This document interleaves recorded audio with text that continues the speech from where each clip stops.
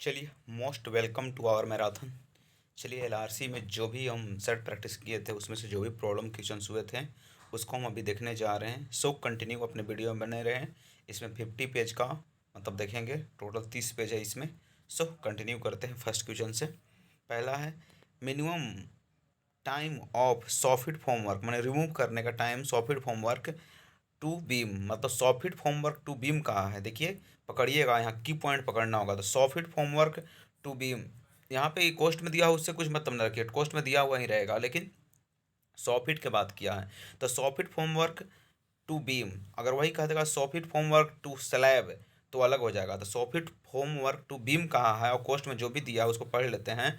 Prop to the refixed immediately after the removal formwork, मतलब remove करना है, वो भी सॉफिट फॉर्म वर्क बोला है बीम के लिए तो 7 दिन होगा। वही सॉफिट फॉर्म वर्क कह देगा स्लैब के लिए तो 3 दिन होगा। तो वही कह रहा है कि फॉर्म वर्क जो करते हैं ना उसको रिमूव करने के लिए सॉफिट फॉर्म वर्क तो बीम है तो 7 दिन, सॉफिट फॉर्म वर्क स्लैब कहेगा तो 3 दिन में रिमूव करेंगे। ओके, आगे देखते हैं। The maximum permissible coverage of the assembly building, तो 40% बोला है। तो असेंबली बिल्डिंग के लिए 40%, तो देखिए कैसे याद रखना है। एक यहाँ पे टेबल बनाया गया है, उसको याद कीजिए। इसको मैं दो ही को याद करना होगा, बाकी सबको याद नहीं करना पड़ेगा। तो देखिए कवर एरिया है, कवर एरिया है, उसके बाद अप टू 200 स्क्वायर रहेगा तो, और 500 स्क्वायर रहेगा तो देखिए यहाँ पर रेसिडेंटियल बिल्डिंग कहेगा तो अब 200 स्क्वायर के लिए 60% और 500 के लिए 50%। वही एजुकेशनल बिल्डिंग कहेगा तो 50%, 200 के लिए और 500 के लिए 45%। ओके, तो यहाँ पे आप देख लिए कवर एरिया, और बाकी दो को रेसिडेंटियल और एजुकेशन छोड़कर कोई भी मतलब बिल्डिंग का नाम ले और बोले कि 200 के लिए या तो 500 के लिए कवर एरिया क्या होगा, तो सबके लिए 40% मारेंगे। तो सिर्फ दो को याद करना है, किसका, सबसे पहले रेसिडेंटियल बिल्डिंग का तब एजुकेशनल का। तो रेसिडेंटियल बिल्डिंग को याद कीजिए, RJ6 होता है तो 60% अप टू 200 स्क्वायर के लिए, और 500 के लिए कितना, 500 के लिए 50%। तो रेसिडेंशियल में 60% और 50% याद रखिए। वही एजुकेशनल बिल्डिंग है तो एजुकेशनल बिल्डिंग में क्या होगा, तो एजुकेशनल बिल्डिंग में 50% और 45% याद रखिए। तो एजुकेशनल कैसे होता है, ई डी जैसा होता है, तो 5 ई जो होता है, ई वो होता है मतलब 5 ही जैसा ई। अगर ई को देखिए मोड़ कर तो 5 जैसा होता है, 50% 45%। ओके, तो रेसिडेंशियल बिल्डिंग और एजुकेशनल बिल्डिंग। तो अगर भाई देखो रेसिडेंशियल बोलेगा तो सबसे पहले रेसिडेंशियल है तो याद कीजिए रेसिडेंशियल RJ6 तो 60% 50%। वही कहेगा एजुकेशनल बिल्डिंग जो एजुकेशन के लिए होता है तो 50% 45%। ओके, और बाकी कोई भी बिल्डिंग का देगा तो 40% हो जाएगा। ओके, देखिए how many reaction compound for the span structure, span structure कहेगा तो उसमें रिएक्शन कंपाउंड कितने होगा। अगर स्पान स्ट्रक्चर बोल रहा है तो उसमें 6 हो जाएगा। और अगर भाई दे बोल दिया इसमें से कि एंड प्लेन स्ट्रक्चर तो 3 इंडिपेंडेंट इक्वेशन होगा। तो स्पान स्ट्रक्चर कहेगा तो टोटल कितने होगा इंडिपेंडेंट इक्वेशंस, तो 6 को होगा स्पान के लिए। वही प्लेन कह देगा तो 3 ही को होगा। तो स्पान के लिए 6 और प्लेन के लिए 3। ओके, आगे बढ़ते हैं। The particle size of the particle size about the most porn of the forest है 0.02। ये बहुत रिपीटेड क्वेश्चन है, बहुत बार सेट में आया है, तो इसको याद कीजिएगा कैसे। The particle size about are most porn forest have, अगर मोस्ट पोर्न फॉरेस्ट हैव कहेगा तो, अगर बाई द वे साइज पूछे आपसे किसका, तो most porn forest have, most porn forest have, तो इसके लिए साइज कितना होगा पार्टिकल का, तो 0.02, 0.02 हो जाएगा, 0.102, मैंने एक ही को जीरो है तो 0.02 हो जाएगा। ओके, पोर्न फॉरेस्ट हैव कहेगा तो उसका साइज 0.102, मैंने एक जीरो होगा 0.02। ओके, आगे बढ़ते हैं। आगे आपका क्या है देखते हैं। Width of the branch gauge, broad gauge, मतलब कह रहा है विड्थ ऑफ ब्राउड गेज। जो ब्राउड गेज पढ़े होंगे ना, 3 को पढ़े होंगे आप, एक ब्राउड गेज होता है, एक मीटर गेज होता है, एक ठो और हो जाता है क्या चीज बोलते हैं उसको, नैरो गेज। तो आगे सबको बता देंगे, यहाँ पे सिर्फ ब्राउड गेज की याद कीजिए कि 1.672 होता है, नो सॉरी 676 होता है। ब्राउड गेज हमेशा कंफ्यूजन होता है, तो याद कीजिए ब्राउड गेज 676, ब्राउड बोला है ना तो 676। तो 1.676 ब्राउड गेज का, तो ब्राउड गेज कितना होता है, ब्राउड जो देखे ना ब्राउड गेज, तो 1.676 होता है ब्राउड गेज का, 1.676 ब्राउड गेज का साइज होता है, बिर्थ होता है कितना, 1.676 ब्राउड गेज। आगे चल रहे हैं। Permissible limit of the domestic supply iron and manganese, तो याद कीजिए आपकी permissible limit for domestic supply of iron और मैग्नीज। अगर परमिसिबल लिमिट पूछेगा किसका, डोमेस्टिक सप्लाई के लिए किसका, आयरन और मैग्नीज का, तो 0.03 ppm होगा। देखिए गलती बोल दी है ना, 0.0 नहीं होता, सिर्फ 0.3 ppm होता है। आयरन और मैग्नीज जब भी बोले तो 0.0 नहीं मारना है, एक ही को जीरो भी नहीं आएगा, 0.3 हो जाएगा direct. The permissible limit for domestic supply iron और मैग्नीज, डोमेस्टिक सप्लाई के लिए आयरन मैग्नीज कितना होना चाहिए, आयरन और मैग्नीज कितना होना चाहिए 0.3 ppm। Okay. Iron slag is used manufacture of, तो ये भी रिपीटेड क्वेश्चन है कि आयरन स्लैग, और ऊपर वाला जो बताया ना कि आयरन मैग्नीज का परमिशन लिमिट कितना होगा 0.3 ppm, वो भी रिपीटेड क्वेश्चन है। और आयरन और slag is use to manufacture of, तो गैलिक स्टोन, द आयरन और स्लैग जो होता है ना, आयरन स्लैग उसका क्या बनाया जाता है, आयरन स्लैग से क्या बनाया जाता है, तो गैलिक स्टोन बनाया जाता है। तो याद कीजिए कि आयरन स्लैग जो होता है ना, आयरन स्लैग उससे क्या बनाया जाता है, तो गैलिक स्टोन बनाते हैं। आयरन स्लैग से क्या बनाते हैं, gallic stone. Confirm, confirm. The Mohs number of apatite, तो उसका 5 हो जाता है, मोह नंबर ऑफ एपेटाइट का 5 हो जाता है। ओके। वो कह रहा है cement mortar for plastering RCC, तो आप जहाँ भी आरसीसी की जहाँ बात कर रहा था वहाँ 1:3 अवे करता है। तो कौन कह रहा है cement mortar for plastering RCC, RCC की बात आया ना, तो सीसी 3 जैसा नहीं है, आरसीसी, तो 1:3 टू 1:4 वो है ना, cement mortar for plastering RCC, अगर प्लास्टिंग आरसीसी करना है तो 1:3 से 1:4 हो जाता है। Okay.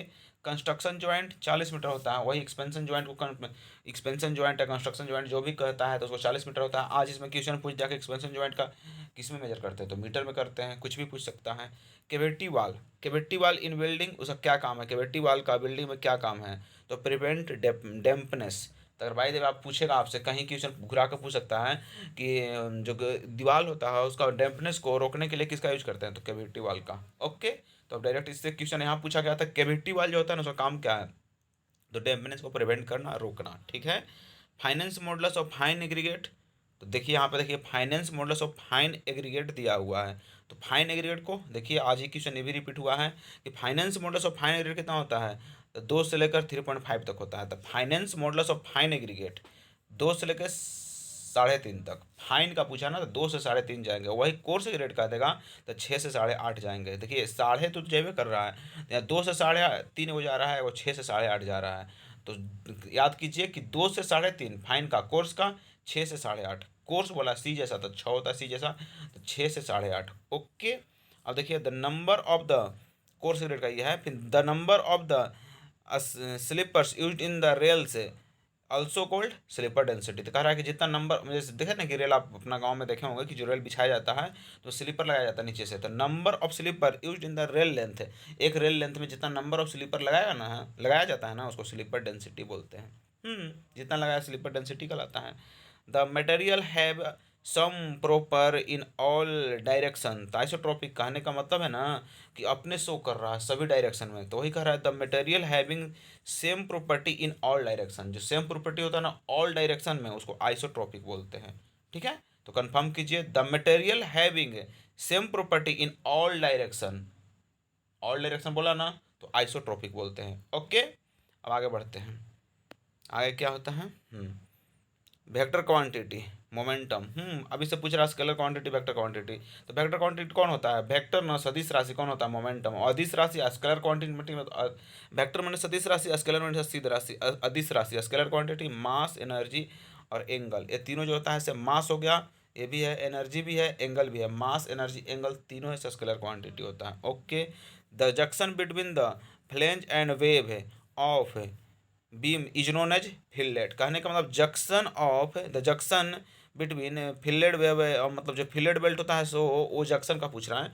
The junction between the flange and wave है, बीम मतलब टी बीम देखे ना तो ऊपर वाला को फ्लेंज बोलते हैं, नीचे वाला को वेव बोलते हैं, चाहे आई बीम ऊपर वाला को फ्लेंज बोलते हैं, नीचे वाला को वेव बोलते हैं। तो जंक्शन वहाँ पर होता है ना उसको क्या बोलते हैं, उसको फिलेट बोलते हैं, आगे फिगर में समझा देंगे हम।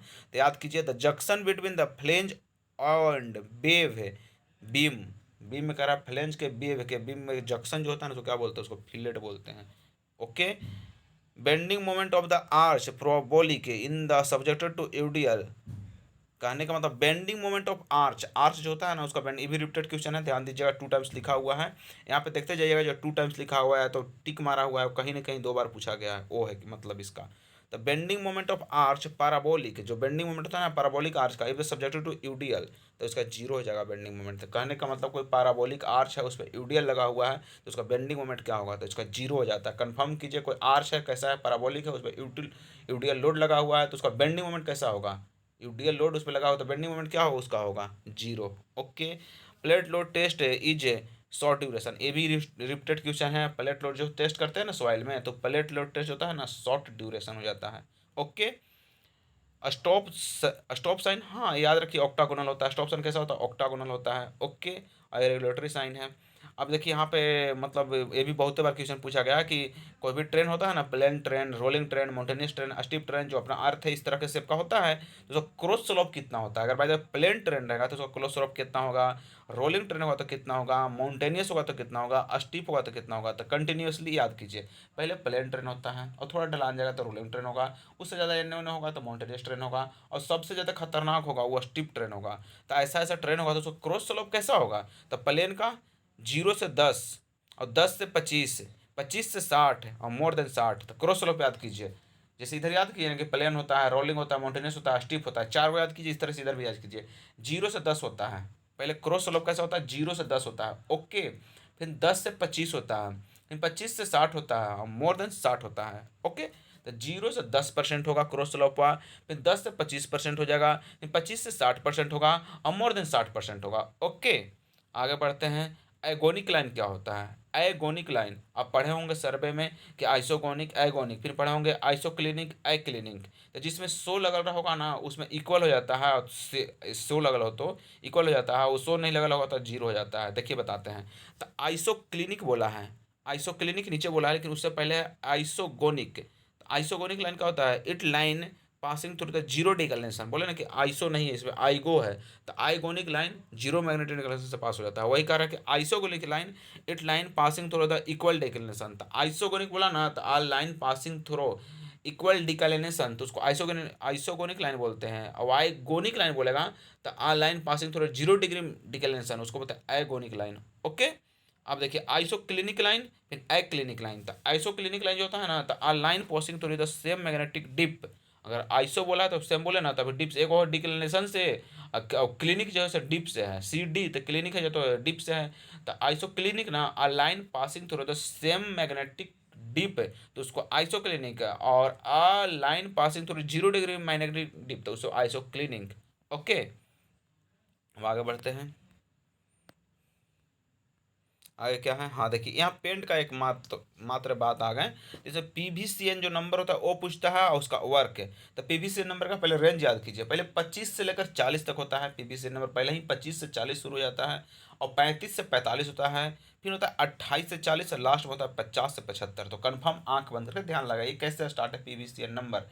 पीवीसीएन ना तो 25, पी से 25, पी से 25 नंबर। तो 25 से पहले 40 होता है, तो 35 से 45 भी होता है। तो 25 से 40 गया तो 35 से 45 जाता है, फिर 28 से 40 जाता है और 50 से 75 जाता है। ओके, ये होता है पीवीसीएन नंबर। तो पहले नंबर क्या है, पहले नंबर क्या है 25 से 40, उसे 35 से 45, पहले 25 से 40, 35 से 45, फिर 28 से 40, फिर 50 से 75, ये होता है पीवीसीएन नंबर। ओके, फिर उसका वर्क क्या होता है देखिए।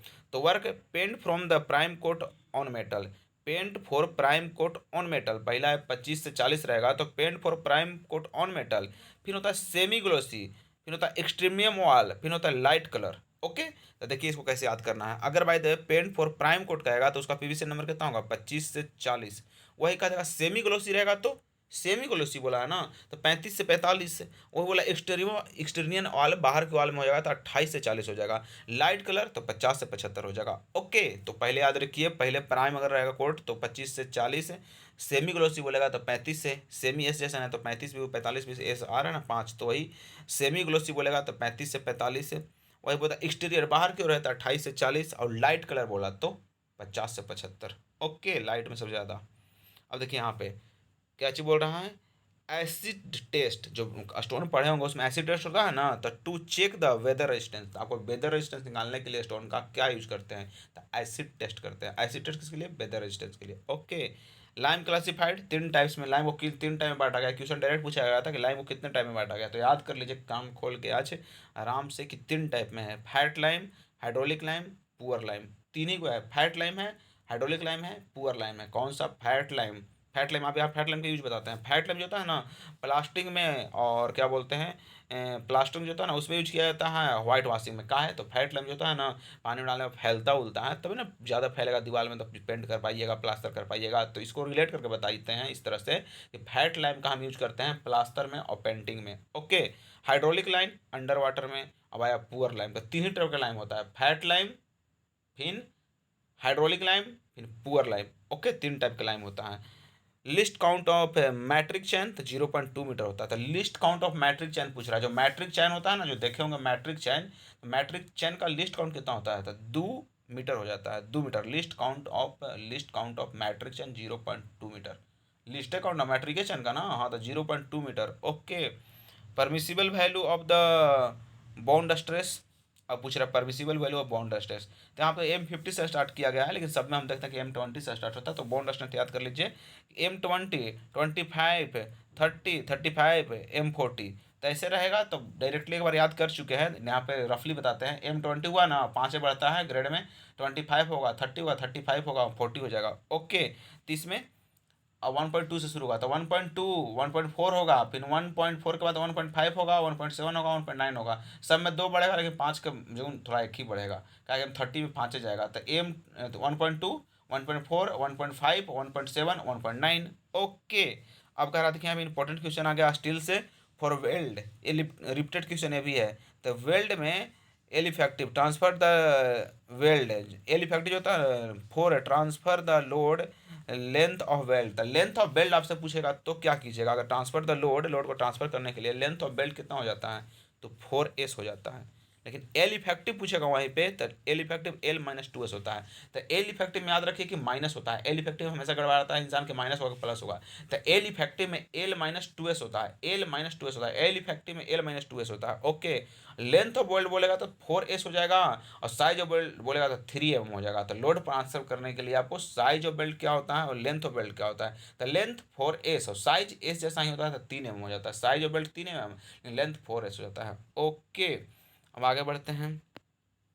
हम्म, आगे है, if the body in equilibrium condition, तब क्या होगा? तो हॉरिजॉन्टल, वर्टिकल और तीनों जीरो होता है। इक्विलिब्रियम कंडीशन में तीन को जो होता है ना इक्वेशन जीरो होता है। इक्विलिब्रियम कंडीशन में तीन इक्वेशन जीरो होता है, और कोई भी बॉडी इक्विलिब्रियम कंडीशन में तो तीन को जीरो होता है। ओके, अगर method of the estimating of the brick work, कहने का मतलब method of estimating of brick work. जैसे ब्रिक वर्क कर रहे हैं, जैसे घर बनाते हैं सुपर स्ट्रक्चर वगैरह, तो उसको एस्टिमेटिंग के लिए कितने मेथड है? तो आपको पता होना चाहिए कि तीन मेथड है। पहला है क्रॉस मेथड, फिर long wall short wall method, और फिर सेंटर लाइन मेथड। तीन मेथड होता है आपको ब्रिक वर्क के लिए।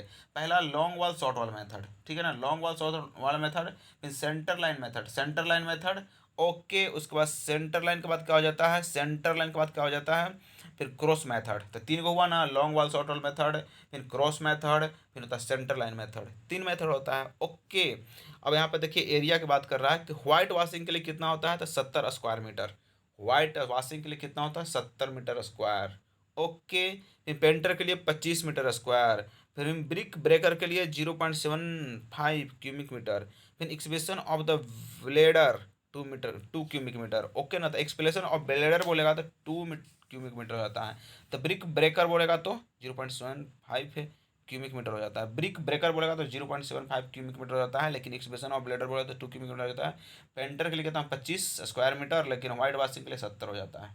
ओके, अब देखिए वर्निश मैग्नेटिक डिक्लेनेशन, अब वेरिएशन ऑफ मैग्नेटिक डिक्लेनेशन। जो मैग्नेटिक डिक्लेनेशन होता है उसमें वेरिएशन क्या हो जाता है? तो पहले तो due diurnal variation, diurnal variation जो डे में होता है वही बोलता है ड्यूरनल वेरिएशन। अब कहेगा एनुअल वेरिएशन, फिर मेरा ई रेगुलर वेरिएशन और सेकुलर वेरिएशन। इतना सारा वेरिएशन होता है। तो तीन को वेरिएशन होता है मैग्नेटिक डिक्लेनेशन में, चार वेरिएशन होता है। डे बाई डे होता है ड्यूरनल वेरिएशन, एनुअल होता है सालाना, फिर ए रेगुलर वेरिएशन, उसके बाद सेकुलर वेरिएशन। तो चार को हुआ ना, ड्यूरनल वेरिएशन हुआ ना, फिर एनुअल हुआ ना, फिर ए रेगुलर हुआ ना, उसके बाद सेकुलर वेरिएशन भी हो जाता है। ओके, तो इतना सारा वेरिएशन होता है। टू प्राइमरी एयर पॉल्यूशन, पर एयर पॉल्यूशन में कौन कौन प्राइमरी होता है वो भी याद रखना पड़ा आपको, जरूरी है। टेक्स्ट बुक में पूछा गया था कि प्राइमरी पॉल्यूशन कौन होता है? तो सल्फर डाइऑक्साइड, फिर हाइड्रोकार्बन, सल्फर डाइऑक्साइड होता है ना, सल्फर डाइऑक्साइड ये प्राइमरी पोल्यूशन में आता है। फिर हाइड्रोकार्बन भी आ जाता है और CO कार्बन मोनोऑक्साइड भी आ जाता है। तीन को जो होता है ना आता है, ऐसे बहुत सारे आते हैं, इन तीन याद रखिए कि सल्फर डाइऑक्साइड जो है ना प्राइमरी पोल्यूशन में आएगा। हाइड्रोकार्बन ये भी हाई है तो बोले हाइड्रोकार्बन, ये भी आता है प्राइमरी। और CO कार्बन मोनोऑक्साइड ये भी आता है। ओके, अब आया कंपेसेटिंग ईरर। तो कंपेसेटिंग ईरर जानते हैं आप, जो कुमुलेटिव ईरर पढ़े होंगे, कंपेसेटिंग ईरर पढ़े होंगे, तो वही कह रहा है compensating error. Careless holding and marking. और केयरलेस होल्डिंग और मार्किंग रहेगा ना तो कंपेसेटिंग ईरर आएगा। कंपेसेटिंग ईरर दो गो और आता है उसके चलते, तो पुल के चलते वो आता है और टेम्परेचर के चलते आता है। तो याद कीजिए कंपेसेटिंग ईरर किसके किसके चलते आएगा। पहला पहला यहाँ पे था केयरलेस होल्डिंग एंड मार्किंग, और केयरलेस होल्डिंग एंड मार्किंग रहेगा ना तो कंपनसेटिंग एरर आएगा। Careless holding and marking, careless रहेगा तो कंपनसेटिंग एरर आ जाएगा, पुल के चलते आएगा और टेम्परेचर के चलते आएगा। ओके, आगे बढ़ते हैं। आगे अपना रहा है the four side and back side. हाँ, तो फोर साइड और बैक साइड किसके लिए रिस्पॉन्सिबल होता है, तो responsible for the change point. तो आपसे डायरेक्ट क्वेश्चन में पूछा गया था ऑप्शन देकर कि इसमें चेंज पॉइंट के लिए कौन कौन रिस्पॉन्सिबल है, तो फोर साइड और बैक साइड दोनों रिस्पॉन्सिबल है। और इसमें ऑप्शन था कि बोथ हैं, और तो ही इसमें हो जाएगा फोर साइड और बैक साइड जो होता है ना दोनों रिस्पॉन्सिबल होता है चेंज पॉइंट के लिए। तो यहाँ पे याद कीजिए कि चेंज पॉइंट के लिए कौन कौन रिस्पॉन्सिबल होता है। चेंज पॉइंट, जो पॉइंट जो कहीं पे चेंज करता है, तो चेंज पॉइंट के लिए कौन सा होता है, फोर साइड भी और बैक साइड भी दोनों रिस्पॉन्सिबल होते हैं। Okay, contour line close each other indicates. अगर कोई कंटूर लाइन क्लोज है एक दूसरे से तो उसको क्या कहिएगा, तो उसको हम कहेंगे स्टीप स्लोप। ओके ना, सॉरी उसको बोलेंगे स्लाइड स्लोप। अगर by the way contour line close to each other, एक दूसरे से क्लोज है तो उसको क्या कहिएगा, स्लाइड स्लोप बोलेंगे। अगर कंटूर रहेगा तो स्लाइड स्लोप। पूरा कंटूर लाइन जो है ना क्लोज है एक दूसरे से, स्लाइड स्लोप। क्लोज है तो स्लाइड स्लोप बोलेंगे। और दूसरा है contour line four away indicate steep slope. तो दोनों को याद कीजिए, अगर क्लोज रहेगा, अगर पूरा क्लोज रहेगा, कंटूर लाइन जो क्लोज रहेगा तो स्लाइड स्लोप होगा, लेकिन फोर अवे इंडिकेट करेगा तो स्टीप स्लोप होगा। फोर अवे इंडिकेट करेगा आगे की ओर तो स्टीप हो जाएगा आगे की ओर। तो फोर अवे इंडिकेट करेगा तो स्टीप स्लोप, क्लोज रहेगा तो स्लाइड स्लोप। ओके, अब देखिए total station can be directly use. मैंने कहा है total station can directly use. Total station में क्या क्या डायरेक्टली यूज किया जाता है, तो horizontal angle, vertical angle and sloping distance, ये हो जाता है total station can directly use. क्या क्या यूज कर सकता है टोटल स्टेशन, सर्वे में टोटल स्टेशन पढ़ना है, क्या क्या डायरेक्टली यूज कर सकता है, तो हॉरिजॉन्टल एंगल और फिर वर्टिकल एंगल। पहला है हॉरिजॉन्टल एंगल, फिर वर्टिकल एंगल, उसके बाद स्लोपिंग डिस्टेंस, ये सब डायरेक्टली यूज कर सकता है। कौन कौन, हॉरिजॉन्टल एंगल, देखिए हॉरिजॉन्टल एंगल है, देखिए नहीं हॉरिजॉन्टल एंगल नहीं है, फिर हॉरिजॉन्टल एंगल, फिर वर्टिकल एंगल, फिर स्लोपिंग डिस्टेंस, ये सब यूज करते हैं टोटल स्टेशन में। ओके, अब देखिए यहाँ पे ग्रेड ऑफ कंक्रीट है, अजम्पशन स्टैंडर्ड डेविएशन। आपसे स्टैंडर्ड डेविएशन पूछा गया कई बार रिपीटेड क्वेश्चन से, तो डायरेक्ट याद कीजिए कि स्टैंडर्ड डेविएशन एस से है ना तो 3.5 से स्टार्ट होता है। तो 10 से 15 होगा पहल का, दूसरा का होगा 10 से 15 हुआ ना तो 5 बढ़ा लीजिए 20 से 25 होगा, और 30 से मोर देन इक्वल टू हो जाएगा। तो इसका स्टैंडर्ड डेविएशन क्या होगा, अगर 10 से 15 होगा तो 3.5 हो जाएगा, 20 से 25 होगा तो 4 हो जाएगा, अगर मोर देन इक्वल टू, याद रखिए इक्वल टू से पूछता है तो मोर देन इक्वल टू कह दिया, इक्वल टू वहाँ से कम मतलब नहीं, इक्वल टू बराबर कह दिया तो 5 हो जाएगा। तो 3.5 4 5, और यहाँ होगा 10 से 15, 20 से 25, more than equal to M30। Okay, अब देखिए the activity of batching production of the concrete refers, कहने का मतलब है the activity of the batching production of the concrete refers weighting of the all ingredient. Weighting कह रहा है, waiting नहीं कहा, वेजिंग कहा, याद कीजिएगा अच्छे से कि batching production of the concrete refers weighing of all ingredients within the acceptable tolerance for all wages. कहने का मतलब वेजिंग होता है यहाँ पे the activity of the batching production concrete refers the activity of the batching production. Batching नहीं होता है बेच में बेच, तो वही बेचिंग प्रोडक्शन में कह रहा है ना कि Beijing of all ingredients with the acceptable tolerance of all batches. Acceptable tolerance of all batches Beijing होता है यहाँ पे, बेटिंग नहीं होता, टॉलरेंस में बेजिंग होता है, वो भी acceptable tolerance for all batches, acceptable tolerance for all batches. Okay, आगे चलते हैं। यहाँ पे है द रिलेशन, ये भी बहुत रिपीटेड क्वेश्चन है, ये टेक्स्ट में पूछता है the relation between the Manning और चेजी कोफिशिएंट। मैनिंग फार्मूला को पढ़े होंगे ना, और चेजी पढ़े होंगे, दोनों का रिलेशन क्या होता है, तो C बराबर होता है R बटा में N, तो R के पावर 1/6 होता है। जैसे N होता है ना उसी तरह 1/6 होता है। तो चेजी के लिए और चेजी के लिए, जो चेजी पढ़े होंगे ना, चेजी चेजी के लिए और इसका क्या है, चेजी है ना उसका, चेजी के लिए और मैनिंग्स फार्मूला के लिए क्या रिलेशन होता है, तो R/N, आर के पावर हो जाता है 1/6 से, नहीं तो डायरेक्ट कहेगा 1/N आर के पावर 1/6, तो वही बात हो गया। तो यही रिलेशन होता है चेजी में और क्या बोलते हैं मैनिंग्स में। तो मैनिंग्स और चेजी में रिलेशन क्या होता है, R/N आर के पावर 1/6। ओके, आगे देखते हैं water content. The water content where further also loss of the moisture not result in any soil volume reduction is called shrinkage limit. कहने का मतलब है ना, सॉइल से क्वेश्चन है, बहुत रिपीटेड क्वेश्चन है, बहुत बाजा पूछा जाता है। The water content where further loss of the moisture, loss of moisture, moisture में लॉस हुआ, वाटर कंटेंट में मॉइस्चर में लॉस हुआ, नोट रिडक्शन इन वॉल्यूम, मैंने वॉल्यूम में, मैंने वाटर कंटेंट जो था ना उसको मॉइस्चर में रिडक्शन हो जाता है लेकिन उसका वॉल्यूम रिडक्शन नहीं होता है, तो श्रिंकेज लिमिट बोलते हैं। ऐसे भी श्रिंक करता है, तो पानी जो श्रिंक करते जाता है लेकिन वॉल्यूम जस का तस रहता है। तो वही कह रहा है कि आपका वाटर में लॉस होगा लेकिन वॉल्यूम में कोई लॉस नहीं होगा, तो उसे श्रिंकेज लिमिट बोलते हैं। ओके, वॉल्यूम के बाद जहाँ कहाँ सॉइल में ना, तो वॉल्यूम जहाँ आएगा श्रिंकेज लिमिट आएगा। Okay, the in multi lane road over overtaking allow both side, कहने का मतलब है कि क्वेश्चन पूछा जाता था कि कोई मल्टी लेन रोड है ना, तो उसमें ओवर टेकिंग अलाउ रहता है करने से, तो ओवरटेकिंग अलाउ रहता है बोथ साइड से। अगर by the multi lane road है तो उसमें ओवरटेकिंग दोनों साइड से अलाउ रहता है। तो याद कीजिए कि अगर कोई मल्टी लेन रोड रहेगा ना, तो उसमें ओवरटेकिंग साइड कौन साइड से अलाउ रहेगा, दोनों साइड से कि एक साइड से, तो overtaking allow both side. Multi lane road रहेगा तो बोथ साइड से रहेगा। ओके, अब देखिए वही आया प्लेन ट्रेन, रोलिंग ट्रेन, हिली ट्रेन और फिर स्टीप ट्रेन। 0 से 10, 10 से 25, 25 से 60, मोर देन 60 याद कर लिए थे आप।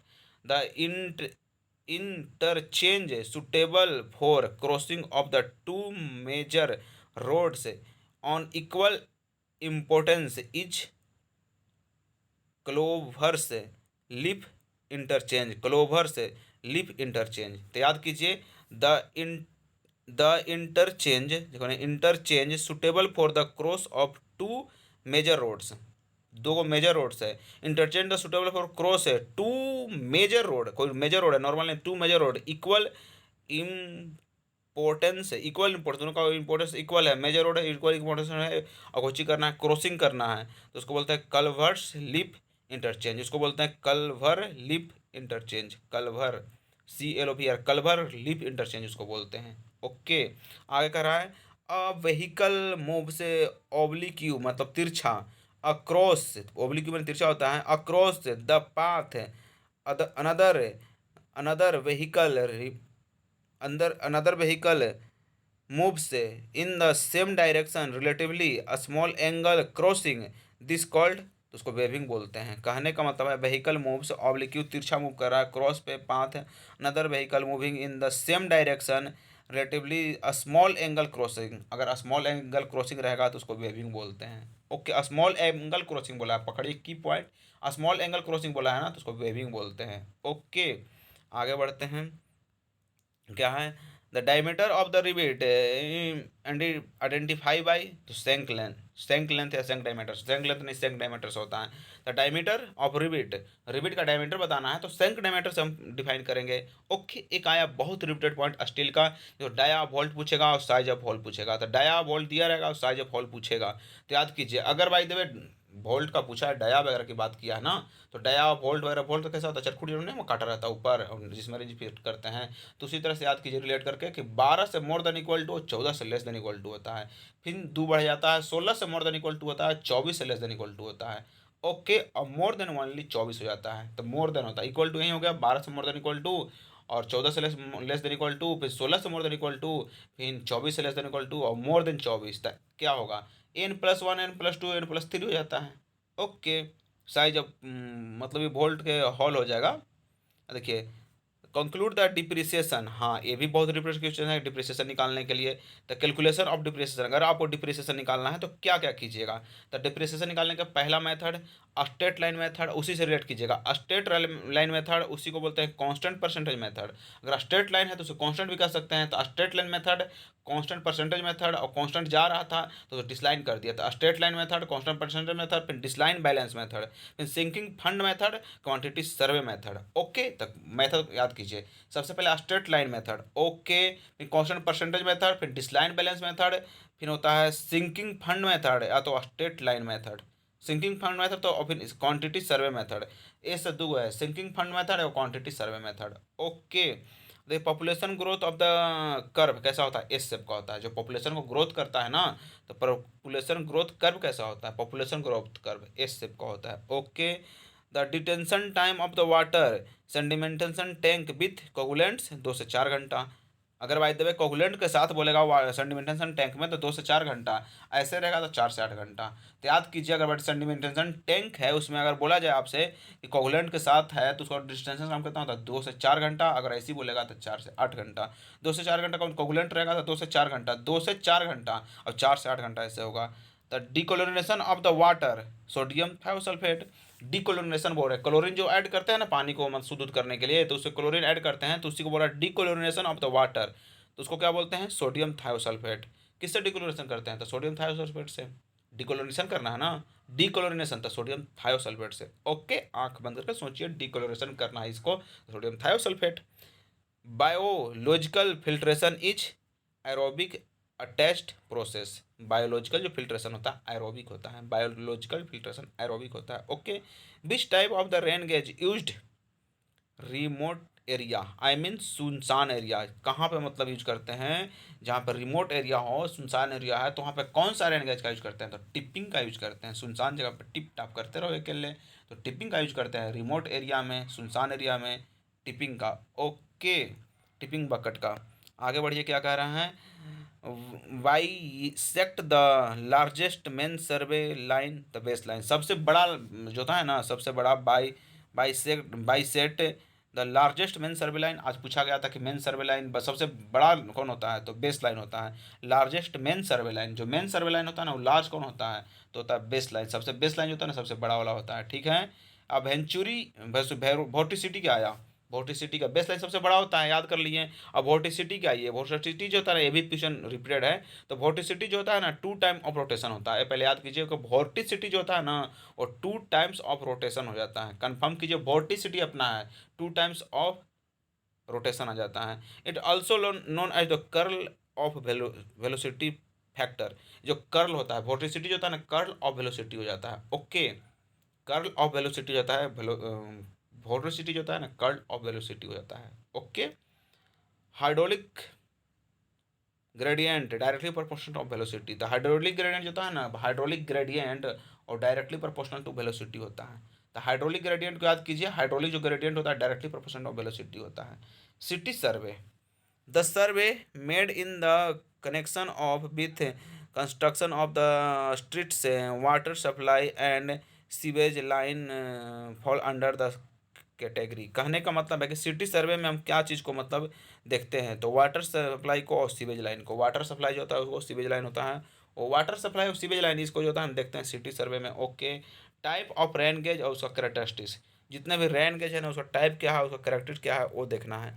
तो साइमंस रेन गेज जो होता है नॉन रिकॉर्डिंग होता है। तो कंफर्म कीजिए, डायरेक्ट क्वेश्चन पूछा जाता है कि इनमें से कौन सा जो रेन गेज जो मतलब नॉन रिकॉर्डिंग है, तो साइमंस जो होता है अपने मन का रिकॉर्ड नहीं करता है। और tipping bucket rain gauge give intensity of rainfall. हाँ, टिपिंग टिप टिप बारिश जो पड़ता है ना, तो कितना रफ्तार से बारिश हुआ है ना वो बताता है कौन, तो टिपिंग का। टिप टिप पड़ता है तो टिपिंग बताएगा। तो टिपिंग बकेट रेन गेज जो होता है ना गिव इंटेंसिटी ऑफ रेनफॉल। तो इंटेंसिटी ऑफ रेनफॉल कौन बताता है आपको, तो टिपिंग बताता है।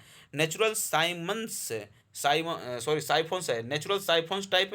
ये जो होता है मोस्ट इंपॉर्टेंट है, इंडिया में इसी को यूज करते हैं। कौन का, साइफोन्स का। फोन उठाते हैं तो इंडिया में siphons. Okay, weighting bucket type give mass curve of the rainfall. कहने का वेटिंग बकेट टाइप जो होता है ना मास कर्व देता है। तो वेटिंग बकेट टाइप, अगर बकेट वेटिंग बकेट टाइप कहेगा तो कौन देता है, मास कर्व देता है। ओके, वेटिंग बकेट वेटिंग नहीं करता है तो वेटिंग बकेट कौन देता है, मास कर्व देता है। अब देखिए यहाँ पे 100 फीट फॉर्मवर्क बता दिए हैं कि 100 फीट फॉर्मवर्क कहेगा स्लैब के लिए तो 3 दिन होता है, और 100 फीट फॉर्मवर्क बीम के लिए का 7 दिन। 100 फीट जहाँ भी लगाया हो, स्लैब का था 3 दिन और 100 फीट लगा के बीम का तो 7 दिन। ओके, आगे बढ़ते हैं। वही टेबल आया, फिर से रिपीट हो गया। बोले तो बहुत रिपीटेड क्वेश्चन पूछता है रेसिडेंटियल के लिए और एजुकेशन के लिए। रेसिडेंटियल के 60 से 50 और एजुकेशन के लिए 50 से 45, बाकी सबका same. Minimum grade of concrete post tensioning concrete M30। कहने का मतलब मिनिमम ग्रेड ऑफ कंक्रीट क्या होता है, पोस्ट टेंशनिंग के लिए। पोस्ट कहेगा तो 30 होगा, प्री कहेगा तो 40 रहेगा। तो पोस्ट में तो घट ही नहीं जाते हैं कुछ, मैंने करते करते करते करते पोस्ट मिलता है तो घट ही जाते हैं, उम्र घट ही नहीं जाता है। तो पोस्ट टेंशनिंग में 30 होगा और प्री टेंशनिंग में 40 होगा। ओके।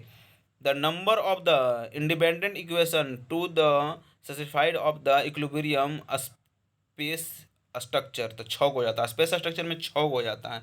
स्पेस स्ट्रक्चर बोला है, वो वाला नहीं, वो स्पान था, ये स्पेस है। स्पेस स्ट्रक्चर में 6 हो जाता है। इंडिपेंडेंट इक्वेशन कितना होता है, स्पेस स्ट्रक्चर में 6 होता है। इक्वेशन स्पेस स्ट्रक्चर में 6 होता है। अब ट्रोवेल मैंने करनी होता है, तो आपको इक्वेशन पूछा गया था कि मतलब कोई भी मतलब ईंटा है उस पर सीमेंट वगैरह कैसे रखा जाता है, तो ट्रोवेल से, करनी से रखा जाता है। ट्रोवेल मैंने हम कहते हैं कि मिलाना होता है ट्रोवेल मैंने, तो ट्रोवेल को ही करनी भी बोलते हैं। Okay. The soil particle size most porn to forest hair. अब पोर्न और फॉरेस्ट हेयर बोले थे ना कि साइज पूछेगा पोर्न टू फॉरेस्ट हेयर का, तो 0.02। ओके। अब देखिए यहाँ पे ब्रॉड गेज और मीटर गेज, नैरो गेज आ गया, ये भी क्वेश्चन पूछा गया है बार बार। तो ब्रॉड गेज कितना होता है, मीटर गेज कितना होता है, नैरो गेज कितना हो जाता है। ओके। तो ब्रॉड गेज याद कीजिए कि वन सब में 1 रहेगा, नैरो में सिर्फ 0 हो जाता है। तो पहले ब्रॉड गेज तो 1.676 मीटर हो जाता है। मीटर गेज 1 मीटर का होता है, मीटर अपने हैं तो 1 मीटर का हो जाता है। और नैरो गेज बोलेगा तो 0.762 हो जाता है, 0.762 मीटर का हो जाता है। तो नैरो गेज याद रखिए, नैरो रहेगा तो 0 आएगा, नैरो में 0 आएगा, लेकिन आगे भी बात है। तो 0.762 हो जाता है, 0.762 होता है। नैरो में क्या होता है, नैरो आर है ना, तो 6 जैसा नहीं आ रहा है, तो 0.762 हो जाता है। ओके। अब देखिए, अब ब्रॉड गेज जो है ना उसकी बात कर रहे हैं। अगर भाई ब्रॉड गेज है तो उसका में देखिए 5 फीट 6 इंच का होता है। आपका ब्रॉड गेज है, ब्रॉड बी जैसा नहीं, तो 5 उसी होगा, तो 5 फीट 6 इंच का है। मीटर गेज कितना का होता है, 3 फीट 3.3 इंच का हो जाता है, 3 फीट 3.3 इंच का हो जाता है। नैरो गेज बोलेगा तो 2 feet, narrow gauge 2 feet 6 inch का होता है। नैरो नैरो कितना का होता है, 2 फीट 6 इंच। 6 इंच कौन में, ब्रॉड में और नैरो में दोनों में 6 इंच आया, तो उसमें 5 फीट 6 इंच, इसमें 2 फीट 6 इंच। और मीटर गेज बोलेगा 3 feet 3.3 inch. Meter gauge, meter ना, 3 3 फीट 3.3 इंच। ओके होता है मीटर गेज में 3 feet 3.3 inch. Okay meter gauge.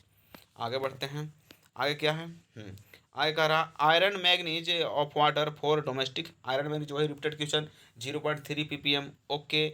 अब ग्लेसिक स्टोन, ये भी बोले रिपीट क्वेश्चन है, ग्लेसिक स्टोन किससे बनता है, तो आयरन और स्लैग से बनता है। तो आपसे पूछ सकता है कि आयरन और स्लैग से ग्लेसिक स्टोन बोलता है, तो आपसे डायरेक्ट पूछे कि ग्लेसिक स्टोन किससे बनाते हैं, ग्लेसिक स्टोन तो आयरन और स्लैग से बनाते हैं। आयरन और स्लैग, आयरन एट स्लैग से ग्लेसिक स्टोन बनाते हैं, जो कि ड्रेनेज, सरफेस ड्रेनेज पर्पज से यूज होता है। फिर अर्थमेटिकल मेथड क्या होता है, अर्थ नहीं, आर्टिफिशियल मेथड क्या होता है, it can be precast and cast of in situ. कहने का मतलब है आर्टिफिशियल मेथड को होता है, it can be precast and cast in situ, it is used by the Portland gypsum cement in sand.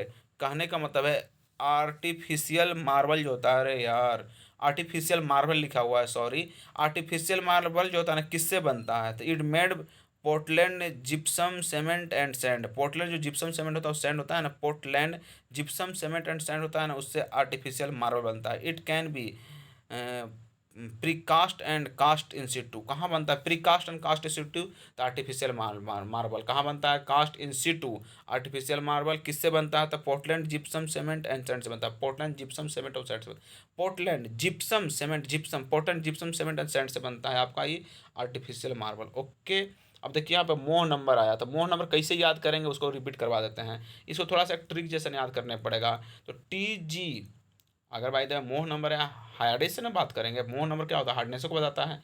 तो TG टाइटनेस, हार्डनेस में टाइटनेस है, TGCF याद रखिए, टाइट है तो TGCF, सी जैसा नहीं एफ होता, सॉरी जी जैसा नहीं सी होता, तो TGCF है। AO QT CD AO, तो QT AO QT है, AO QT CD। तो TG टाइटनेस, हार्ड मोह नंबर पूछा था, टी से याद करिए टाइटनेस, TGCF है, TGCF है, TGCF, जी से नहीं सी है, तो TGCF है। AO QT AO QT, TGCF A होगा, तो ए कब है, एफ जाएगा तो ए जाएगा, एफ जाता है एफ है, AO QT, AO ओ की जगह क्यू आएगा, बेस्ट AO QT CD। अब एक से लेकर वहाँ देश तक पहुँच जाइए। ओके, टी से टाल्क हो जाता है, जी से जिप्सम होता है, सी से कैल्साइट हो जाता है, एफ से फेराइट हो जाता है, ए से पेटाइट हो जाता है, फिर ऑर्थोलोज हो जाता है, फिर क्यू फेडर हो जाता है, फिर ट्रापाज हो जाता है, सी से कैल्शियम कैल्शियम हो जाता है, फिर डायमंड हो जाता है। ओके, आगे चलते हैं। यहाँ पे देखिए बहुत इंपॉर्टेंट क्वेश्चन है, बहुत बार पूछा गया है। जनरल आरसीसी वर्क के लिए, आरसीसी बोले कि उसमें रड पे राउंडेड मारा जाता है, तो जनरल आरसीसी वर्क के लिए 1:3 होता है। डीपीएससी के लिए, डीपीसी के लिए भी पूछा गया है कि 1:1 से 1:2 हो जाता है, लेकिन ऑप्शन में 1:2 था। तो डीपीसी के लिए क्या होता है, 1:1 से 1:2। अगर पूछा जाता डायरेक्ट डीपीसी में 1:2 हो जाता है। ओके, पार्टीशन वाल के लिए या प्रोपेट वाल के लिए, पार्टीशन वाल या प्रोपेट पारापेट वाल के लिए क्या होता है, पार्टीशन वाल के लिए, पारापेट वाल के लिए क्या होता है, 1:3 होता है। पार्टीशन वाल कहता है तो पार्टीशन वाल या तो पारापेट वाल के लिए 1:3 हो जाता है। पार्टीशन वाल या पारापेट वाल के 1:3 होता है। फिर प्लास्टर वर्क के लिए डायरेक्ट याद कीजिए 1:4, नहीं तो 1:3 से लेकर 1:4 होता है। इसे प्लास्टर के लिए 1:4 हो जाता है। ओके, तो कैविटी ऑफ द वॉल, ये भी पूछा गया है पीछे से। Prevent the deafness of the wall, cavity of wall होता है। यहाँ पे कन्फर्म याद कीजिए, यहाँ एम से सिल्ट होता है, बाकी सब समझिएगा आप। तो एस सी तो क्लेई सेंड हो जाएगा, एस एम तो एम से सिल्ट हुआ ना, तो एम से सिल्ट हुआ ना तो सिल्टी सेंड हो जाएगा। ओके, ओ एच से तो एच से हाई होता है, तो हाई कंप्रेसिबल ऑर्गेनिक सॉइल होगा। ओ एच रहेगा तो हाई कंप्रेसिबल ऑर्गेनिक सॉइल हो जाएगा। जीसी से क्लेई ग्रेवल होगा, जीसी जो है ना उसे क्लेई ग्रेवल, सी से क्ले होता है, क्लेई ग्रेवल्स होगा। खाली एम से सिल्ट याद रखना है। ओके, आगे बढ़ते हैं। यहाँ पे नहीं याद करना है, इसको बढ़ते हैं। The number of the sleeper used in the one rail length used sleeper density. हाँ, कहने का मतलब वन रेल में जितना स्लीपर को यूज करते हैं ना उसको स्लीपर डेंसिटी कहते हैं। आइए, isotropic material the elastic property same in all direction, तो उसको आइसोट्रोपिक बोलते हैं। आइसो मैंने हम शो कर रहे हैं तो ऑल डायरेक्शन में, तो isotropic the elastic property same in all direction, उसको आइसोट्रोपिक मटेरियल बोलते हैं। ओके, एनी आइसोट्रोपिक क्या होता है, एनी आइसोट्रोपिक ना, तो बोल रहा है कि ऑल डायरेक्शन में मतलब सेम नहीं होगा। आयनी बोल दिया ना, आइसोट्रोपिक तो ठीक था कि ऑल डायरेक्शन में सेम था, लेकिन anisotropic the elastic property not same in all direction. अब है होमोजीनियस, तो होमोजीनियस क्या कहता है, the same elastic property every point. कहने का मतलब इलास्टिक प्रॉपर्टी है ना सेम होना चाहिए एवरी पॉइंट पे, उसको होमोजीनियस बोलेंगे। जैसे घर में होम होता है ना, उसी तरह से होमोजीनियस तरह same elastic property in at every point. अगर एवरी पॉइंट बोल देगा तो उसको होमोजीनियस बोलते हैं। ठीक है, अब आएगा ऑर्थोट्रोपिक। ऑर्थोट्रोपिक क्या होता है, the perpendicular difference plane in the perpendicular direction. Perpendicular direction बोलेगा तो ऑर्थोट्रोपिक बोलेंगे। ओके, परपेंडिकुलर डायरेक्शन तो ऑर्थोट्रोपिक। ठीक है, अब फिलेट बेल्ट वही बोल दिया कि जंक्शन के बीच हो जाता है, वेव ऑफ लेंथ के बीच जंक्शन होता है, उसमें होता है, जिसको फिलेट बेल्ट बोलते हैं। ओके, आगे बढ़ते हैं। यहाँ पे कुछ कह रहा है, the bending moment of the parabolic arch suitable to UDL zero. हाँ, अगर बेंडिंग मोमेंट वही पैराबोलिक आर्च है और उस पर यूडीएल लगा हुआ है, तो उसका बेंडिंग मोमेंट पूछ रहा है, तो क्या होगा, जीरो होगा। प्लेट लोड टेस्ट, हाँ वही आ गया। प्लेट लोड जो बताए पीछे, it is the short duration. हाँ, प्लेट लोड शॉर्ट ड्यूरेशन होता है, बता दिए थे। इसका आईएस कोड का होता है 1888 से 1992 तक हो जाता है। प्लेट लोड टेस्ट का 1888 से 1992 तक हो जाता है। 1800 प्लेट लोड मैंने 1888 से 1992 तक हो जाता है। Okay, it find the ultimate bearing capacity of soil. Plate load क्या फाइंड करता है, प्लेट लोड पढ़े होंगे तो क्या फाइंड करता है plate load test, the ultimate bearing capacity of soil. Plate load test जो होता है ना, प्लेट लोड टेस्ट जो प्लेट पर लोड लगाते हैं, तो ये प्लेट लोड टेस्ट जो होता है ना क्या फाइंड करता है, प्लेट लोड टेस्ट ना ultimate bearing capacity only cohesion less soil के लिए होता है। तो आपसे पूछ सकता है कि अल्टीमेट बियरिंग कैपेसिटी के लिए कौन सा मतलब इसे टेस्ट करते हैं, तो प्लेट लोड टेस्ट सिर्फ कोहेजन लेस सॉइल के लिए होता है। प्लेट लोड टेस्ट सिर्फ कोहेजन लेस के लिए होता है। ओके, स्टॉप साइन ऑक्टागोनल होता है, पहले ही बता दिए हम। अब देखिए कुछ कह रहा है, cross slope of the different train, ये फिर से आ गया साला। देखिए वही 0 से 10 वाला है, कितना बार पूछा गया है। Agonic line, it's line passing through the zero declination, उसको आइगोनिक लाइन, ये भी बोले आइसोगोनिक बता दिए हैं। आइगोनिक लाइन आइसोगोनिक लाइन बता दिए हैं। A canal which aligned the right angle to the contour side slope. कहने का मतलब canal which aligned at a right angle the contour, उसको साइड स्लोप बोलते हैं। साइड स्लोप नहीं होता है तो कैनाल का राइट एंगल से ना होता है ना, जो नहरिया में ढलान जो देते हैं, तो वही कह रहा है कैनाल बीच एलाइड और राइट एंगल, जो कैनाल में राइट एंगल पे एलाइड किया जाता है उसको साइड स्लोप बोलते हैं। ओके, आगे देखते हैं क्या है। The shifting of the levelling instrument change point. हाँ, जो अगर शिफ्ट करते हैं तो चेंज पॉइंट हो जाता है, वो कह रहा है। According to Khosla theory depends upon the B बटा डी रेशियो। जो खोसला थ्योरी जो होता है ना, खोसलो थ्योरी बी बटा डी रेशियो पर डिपेंड करता है। Close traverse survey is done accurately theodolite. कहने का मतलब क्लोज ट्रांसवर्स जो होता है ना, close traverse survey is accurately theodolite है। क्लोज ट्रांसवर्स में जो होता है ना, एक्यूरेटली किससे होता है, थियोडोलाइट से। क्लोज ट्रांसवर्स में जो ट्रांसवर्स जो तो क्लोज नहीं होता है पूरा, उसी में क्लोज ट्रांसवर्स जो होता है ना सर्वे, वो एक्यूरेटली थियोडोलाइट से होता है। क्लोज ट्रांसवर्स में थियोडोलाइट से। ओके, आगे देखते हैं। फैट लाइम, हाँ बता दिए किसका यूज करते हैं, प्लास्टिक में और वाइट वॉशिंग में। लीड, लीड लाइम कहाँ यूज होता है, रफ मशीनरी में lead lime. Okay, the curvature use in the transition curve, clothoid spiral. कहने का मतलब है ना कि स्पाइरल होता है ट्रांजिशन कर्व के लिए। आप स्पाइरल याद रखिए कि जहाँ पे ट्रांजिशन कर्व कहेगा ना, वहाँ पे स्पाइरल ही होगा। ओके, तो याद कीजिए कि जहाँ पे ट्रांजिशन कर्व कहेगा वहाँ पे स्पाइरल ही होगा। और कोगुलेंट केमिकल से, देखिए कोगुलेंट इन केमिकल, जो कोगुलेंट यूज होता है ना उसी का नाम बता रहा है। तो एल्युमिनियम सल्फेट हम पहले बताए थे कि सल्फेट होगा करता है। एल्युमिनियम में सल्फर जैसा ना होता है, थोड़ा सा हो जाता है हाथ उजला उजला, तो एल्युमिनियम सल्फेट होगा। फिर फेरिक सल्फेट होगा, एल्युमिनियम सल्फेट, फिर फेरिक सल्फेट, फिर फेरस सल्फेट भी हो जाता है, और फेरिक क्लोराइड भी हो जाता है, फिर कैल्शियम हाइड्रोक्साइड भी हो जाता है। ये सब कोगुलेंट है। एल्युमिनियम सल्फेट, फिर फेरस सल्फेट, फिर फेरिक सल्फेट, फिर फेरिक क्लोराइड, फिर कैल्शियम हाइड्रोक्साइड। ओके, अब shear stress on the principal plane. हाँ, शेयर स्ट्रेस प्रिंसिपल प्लेन देखे होंगे। शेयर स्ट्रेस जो होता है ना, सिग्नल पर देखिए प्रिंसिपल जो चरखुंड बनाते हैं ना, तो उस पर जो तो खींचते हैं चारों तरफ से लाइन, उसी को बोलते हैं। तो shear stress on principal plane, तो प्रिंसिपल शेयर स्ट्रेस मतलब साइड से जो खींचते हैं ना, उसको बोलते हैं। तो shear stress on principal plane तो जीरो हो जाता है। ओके, आगे देखते हैं क्या है। मैक्सिमम शेयर स्ट्रेस 45 डिग्री पर, हाँ मैक्सिमम शेयर स्ट्रेस बोला जाए तो 45 डिग्री पर होता है, याद कीजिएगा। Pressure on the plane, manometric pressure of the fluid measured by, जो प्रेशर जो होता है ना फ्लूइड पे, उस पर किससे मेजर करते हैं, तो वही मैनोमीटर से फ्लूइड को मेजर करते हैं, मैनोमीटर से। प्रेशर ऑन द फ्लूइड, कोई फ्लूइड है उसमें प्रेशर लग रहा है, तो किससे मापेंगे, तो मैनोमीटर से मापते हैं। Okay, the pressure measure with reference of the absolute vacuum pressure, absolute pressure कहने का मतलब है the pressure measured with the reference of the absolute vacuum pressure. तो अब्सोलूट प्रेशर का जिसको रेफरेंस लेगा वही प्रेशर होगा। तो अगर the pressure measure with the reference of the absolute vacuum pressure, तो उसको बोलते हैं अब्सोलूट प्रेशर। कहने का मतलब है the pressure measured with the reference of absolute vacuum pressure. जो रेफरेंस ले रहे हैं ना अब्सोलूट वैक्यूम प्रेशर का ले रहे हैं, तो अब्सोलूट प्रेशर होगा। ओके, नेगेटिव गेज प्रेशर, हाँ वैक्यूम प्रेशर होता है। जो गेज प्रेशर जो होता है, निगेटिव जो गेज प्रेशर होता है, ये टॉस का क्वेश्चन है। निगेटिव गेज प्रेशर होता है ना, उसको वैक्यूम प्रेशर बोलते हैं। Okay, the art and science of the map, उसको कार्टोग्राफी कहते हैं। The art and science on the map, उसको कार्टोग्राफी बोलते हैं, कार्टोग्राफी बोलते हैं। कैट नहीं सीखते हैं, उसे कार्टोग्राफी होता है। आर्ट और साइंस ऑफ द मैप हो, तो मैप पर जो करते हैं ना, तो वही कैट सीख कर तो कार्टोग्राफी कहते हैं। Which of the flowing more accurate total station, हाँ भैया सबसे मोर स्टेशन, मोर एक्यूरेट किससे होता है, टोटल स्टेशन। टोटल है कि तो बेचारा स्टेशन ज़्यादा यही स्ट्रॉन्ग होता है, सबसे बेस्ट होता है। तो कहने का मतलब मोर एक्यूरेट कौन होता है, तो total station. Make timber fire resistance able process, आप भी जानते हैं कि फायर रेजिस्टेंस बनाना है टिम्बर को ना, उसके लिए एबल प्रोसेस करते हैं हम। Okay, according to I S इतना जोन क्या होता है, तो कोर्स सेंड के लिए, फिर मीडियम सेंड के लिए, फिर फाइन सेंड के लिए, वेरी फाइन सेंड के लिए। तो जोन फर्स्ट सेकंड थर्ड वही थी जाएगा।